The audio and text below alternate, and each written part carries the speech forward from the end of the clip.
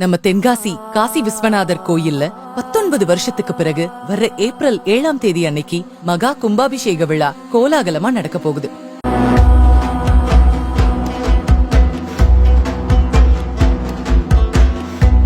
தென்காசியில 1445ஆம் ஆண்டுல பராக்கிரம பாண்டியன் என்கிற மன்னரால கட்டப்பட்ட பழம்பெருமை வாய்ந்த கோவில் தான் அருள்மிகு காசி விஸ்வநாதர் திருக்கோவில். இந்த கோவில்ல கடைசியா கடந்த 2006ஆம் ஆண்டு கும்பாபிஷேகம் நடைபெற்ற நிலையில அதுக்கப்புறம் 19 வருஷம் கழிச்சு வர ஏப்ரல் 7ஆம் தேதி திங்கட்கிழமை அன்னைக்கு மகா கும்பாபிஷேக விழா நடக்கவிருக்கு. கும்பாபிஷேகத்துக்கான ஏற்பாடுகள் முழுவீச்சுல நடந்து வந்துட்டு இருக்கு. கும்பாபிஷேகத்தை முன்னிட்டு வர்ற ஏப்ரல் 3ஆம் தேதியிலிருந்து கோவில்ல சிறப்பு பூஜைகள், தீபாராதனைகள் எல்லாமே தொடங்குது.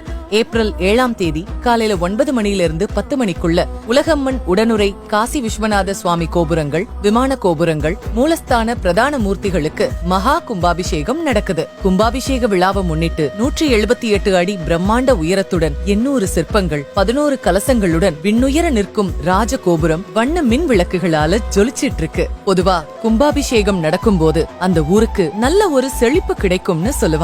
அது மட்டும் இல்லாம கும்பாபிஷேகம் அன்னைக்கு கடவுளை வழிபட்டோம்னா முன்ஜென்ம பாவங்கள் எல்லாம் நீங்கும் அப்படின்னும் 30 முக்கோடி தேவர்களோட ஆசி கிடைக்கும்னு சொல்றாங்க. சோ நம்ம தென்காசி காசி விஸ்வநாதர் கோவில்ல 19 வருஷம் கழிச்சு நடக்க இருக்கிற மகா கும்பாபிஷேக விழாவை பாக்குறதுக்கு ஆர்வமா இருக்கிறவங்க எல்லாரும் இந்த வீடியோவை ஷேர் பண்ணிட்டு அப்படியே நம்ம தென்காசி லைஃப் பேஜையும் மறக்காம ஃபாலோ பண்ணிக்கோங்க.